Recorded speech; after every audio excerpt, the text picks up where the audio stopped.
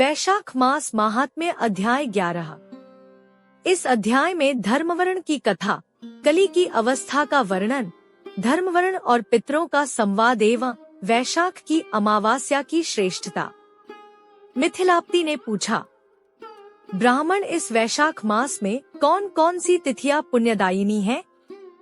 श्रुतदेव जी बोले, सूर्य के मेष राशि पर स्थित होने पर वैशाख मास में 30 तिथियां पुण्यदायिनी मानी गई है। एकादशी में किया हुआ पुण्य कोटि गुना होता है। उसमें स्नान, दान, तपस्या, होम, देव पूजा, पुण्य कर्म एवं कथा का श्रवण किया जाए तो वह तत्काल मुक्ति देने वाला है। जो रोग आदि से ग्रस्त और दरिद्रता से पीड़ित हो वह मनुष्य इस पुण्यमय कथा को सुनकर कृतकृत्य होता है। वैशाख मास मन से सेवन करने योग्य है, क्योंकि वह समय उत्तम गुणों से युक्त है। दरिद्र, धनाढ्य, पंगु, अंधा, नपुंसक, विधवा, साधारण स्त्री, पुरुष, बालक, युवा, वृद्ध तथा रोग से पीड़ित मनुष्य ही क्यों न हो। वैशाख मास का धर्म सबके लिए अत्यंत सुख साध्य है। परम पुण्यमय वैशाख मास में जब सूर्य मेष राशि में स्थित हो है, तब पापनाशिनी अमावस्या कोटि गया के समान फल देने वाली होती है। राजन, जब पृथ्वी पर राजर्षि सावर्णी का शासन था, उस समय 30वें कलयुग के अंत में सभी धर्मों का लोप हो चुका था। उसी समय आनर्द देश में धर्मवर्ण नाम से विख्यात एक ब्राह्मण थे। मुनिवर धर्मवर्ण ने उस कलयुग में ही किसी समय महात्मा मुनियों के सत्रयाग में सम्मिलित होने के लिए पुष्कर क्षेत्र की यात्रा की। वहाँ कुछ व्रतधारी महर्षियों ने कलयुग की प्रशंसा करते हुए इस प्रकार कहा था, सत्ययुग में भगवान विष्णु को संतुष्ट करने वाला जो पुण्य 1 वर्ष में साध्य है, वही त्रेता में 1 मास में और द्वापर में 15 दिनों में साध्य होता है। परंतु कलयुग में भगवान विष्णु का स्मरण कर लेने से ही उससे 10 गुना पुण्य होता है। कली में बहुत थोड़ा पुण्य भी कोटि गुना होता है। जो एक बार भी भगवान का नाम लेकर दया दान करता है और दुर्भिक्ष में अन्न देता है, वह निश्चय ही ऊर्ध्वलोक में गमन करता है। यह सुनकर देवर्षि नारद हंसते हुए उन्मत्त के समान नृत्य करने लगे। सभासदों ने पूछा, नारद जी यह क्या बात है? तब बुद्धिमान नारद जी ने हंसते हुए उन सबको उत्तर दिया, आप लोगों का कथन सत्य है। इसमें संदेह नहीं कि कलयुग में स्वल्प कर्म से भी महान पुण्य का साधन किया जाता है तथा क्लेशों का नाश करने वाले भगवान केशव स्मरण मात्र से ही प्रसन्न हो जाते हैं। तथापि मैं आप लोगों से यह कहता हूँ कि कलयुग में ये 2 बातें दुर्घट हैं। शिश्नेन्द्रिय का निग्रह और जिह्वा को वश में रखना। ये दोनों कार्य जो सिद्ध कर ले वही नारायण स्वरूप है। अतः कलयुग में आपको यहाँ नहीं ठहरना चाहिए। नारद जी की यह बात सुनकर उत्तम व्रत का पालन करने वाले महर्षि सहसा यज्ञ को समाप्त करके सुख पूर्वक चले गए। धर्मवर्ण ने भी वह बात सुनकर भूलोक को त्याग देने का विचार किया। उन्होंने ब्रह्मचर्य व्रत धारण करके दंड और कमंडलू हाथ में लिया और जटा वर्कल धारी होकर वे कलयुग के अनाचारी पुरुषों को देखने के लिए घर छोड़कर चल दिए। उनके मन में बड़ा विस्मय हो रहा था। उन्होंने देखा, प्रायः मनुष्य पापाचार में प्रवृत्त हो बड़े भयंकर एवं दुष्ट हो गए हैं।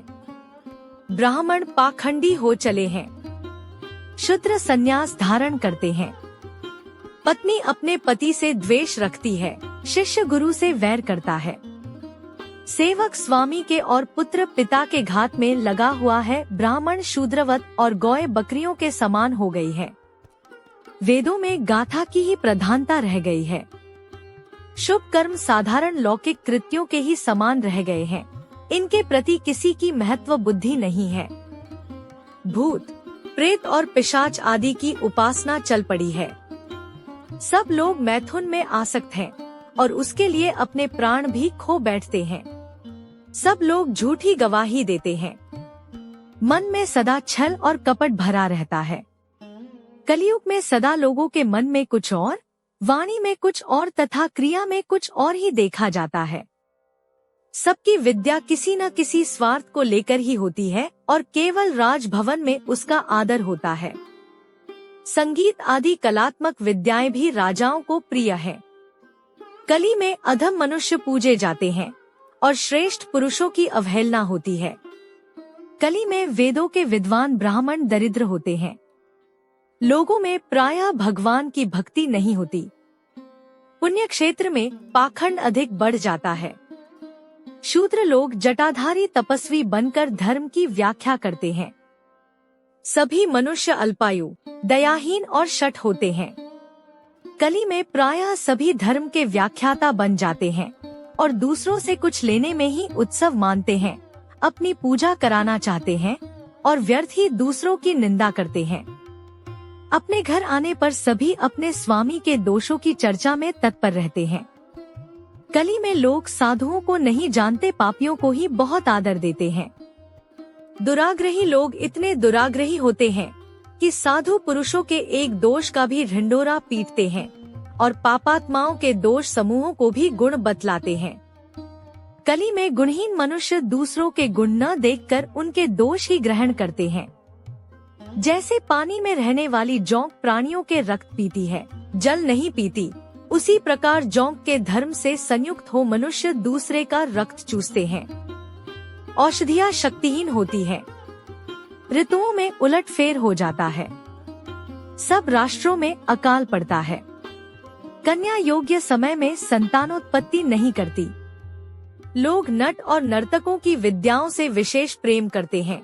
जो वेद वेदांत की विद्याओं में तत्पर और अधिक गुणवान हैं, उन्हें अज्ञानी मनुष्य सेवक की दृष्टि से देखते हैं। वे सब के सब भ्रष्ट होते हैं। कली में प्रायः लोग श्राद्ध कर्म का त्याग करते हैं, वैदिक कर्मों को छोड़ बैठते हैं। प्रायः जिह्वा पर भगवान विष्णु के नाम कभी नहीं आते। लोग श्रृंगार रस में आनंद का अनुभव करते हैं और उसी के गीत गाते हैं। कलयुग के मनुष्यों में न कभी भगवान विष्णु की सेवा देखी जाती है, न शास्त्रीय चर्चा होती है, न कहीं यज्ञ की दीक्षा है, न विचार का लेश है, न तीर्थ यात्रा है और न दान धर्म ही होते देखे जाते हैं। यह कितने आश्चर्य की बात है। उन सबको देखकर धर्म वर्ण को बड़ा भय लगा। पाप से कुल की हानि होती देख अत्यंत आश्चर्य से चकित हो वे दूसरे द्वीप में चले गए। सब द्वीपों और लोकों में विचरते हुए बुद्धिमान धर्मवर्ण किसी समय कौतूहलवश पितृलोक में गए। वहां उन्होंने कर्म से कष्ट पाते हुए पितरों को बड़ी भयंकर दशा में देखा। वे दौड़ते, रोते और गिरते पड़ते थे। उन्होंने अपने पितरों को भी नीचे अंधकूप में पड़े हुए देखा। उनको देखकर आश्चर्यचकित हो दयालु धर्मवर्ण ने पूछा, आप लोग कौन हैं? किस दुस्तर कर्म के प्रभाव से इस अंधकूप में पड़े हैं? पितरों ने कहा, हम श्रीवत्स गोत्र वाले हैं। पृथ्वी पर हमारी कोई संतान नहीं रह गई है, अतः हम श्राद्ध और पिंड से वंचित हैं। इसीलिए यहाँ हमें नरक का कष्ट भोगना पड़ता है। संतानहीन दुरात्माओं का अंधकूप में पतन होता है।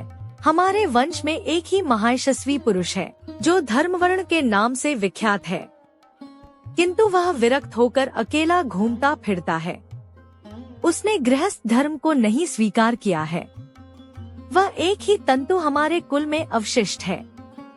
उसकी भी आयु क्षीण हो जाने पर हम लोग घोर अंधकूप में गिर पड़ेंगे, जहाँ से फिर निकलना कठिन होगा।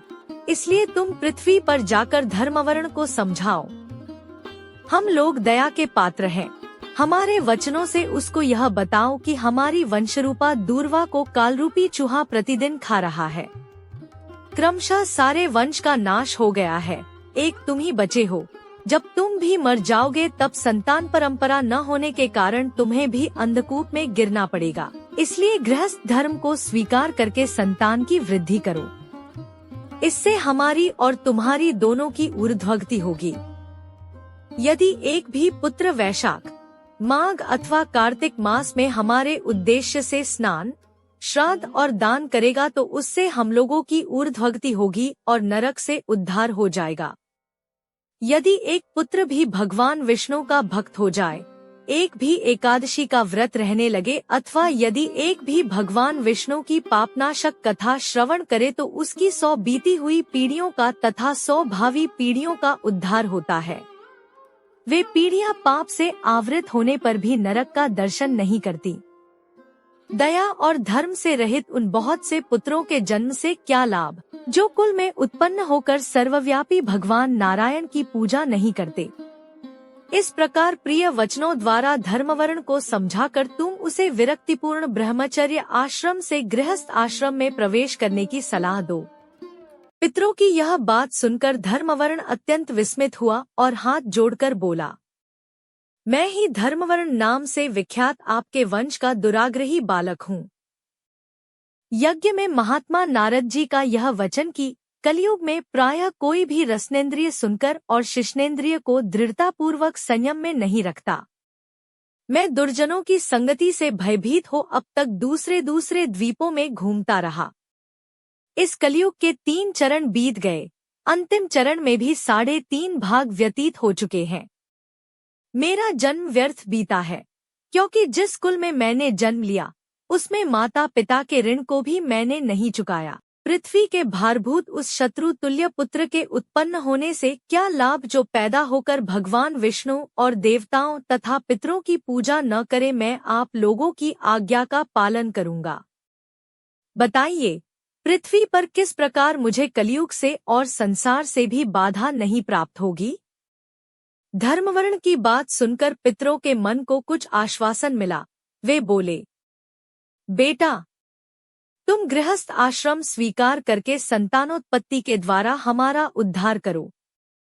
जो भगवान विष्णु की कथा में अनुरक्त होते, निरंतर श्रीहरि का स्मरण करते और सदाचार के पालन में तत्पर रहते हैं, उन्हें कलयुग बाधा नहीं पहुंचाता।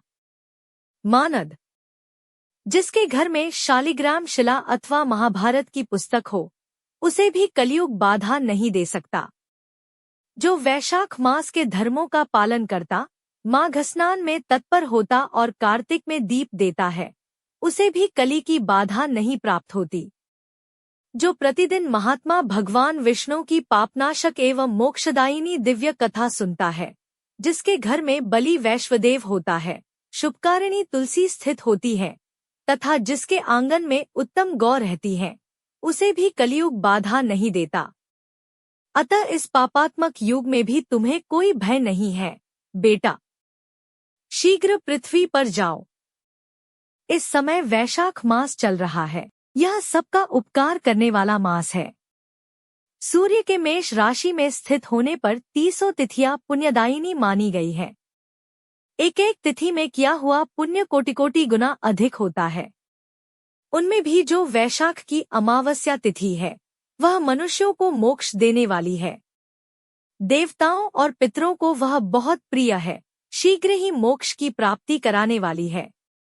जो उस दिन पितरों के उद्देश्य से श्राद्ध करते और जल से भरा हुआ घड़ा एवं पिंड देते हैं, उन्हें अक्षय फल की प्राप्ति होती है। अतः महामते, तुम शीघ्र जाओ और जब अमावस्या हो तब कुंभ सहित श्राद्ध एवं पिंडदान करो। सबका उपकार करने के लिए गृहस्थ धर्म का आश्रय लो। धर्म, अर्थ और काम से संतुष्ट हो। उत्तम संतान पाकर फिर मुनिवृत्ति से रहते हुए सुखपूर्वक द्वीप द्वीपांतरों में विचरण करो। पितरों के इस प्रकार आदेश देने पर धर्मवर्ण मुनि शीघ्रता पूर्वक भूलोक में गए। वहां मेष राशि में सूर्य के स्थित रहते हुए वैशाख मास में प्रातःकाल स्नान करके देवताओं, ऋषियों तथा पितरों का तर्पण किया। फिर कुंभ दान सहित पाप विनाशक श्राद्ध करके उसके द्वारा पितरों को पुनरावृत्ति रहित मुक्ति प्रदान की। तत्पश्चात उन्होंने स्वयं विवाह करके उत्तम संतान को जन्म दिया और लोक में उस पापनाशिनी अमावस्या तिथि को प्रसिद्ध किया। तदंतर वे भक्तिपूर्वक भगवान की आराधना करने के लिए हर्ष के साथ गंधमादन पर्वत पर चले गए। इसलिए वैशाख मास की यह अमावस्या तिथि परम पवित्र मानी गई है। जय जय श्री हरि, जय मधुसूदन, जय माधव मास।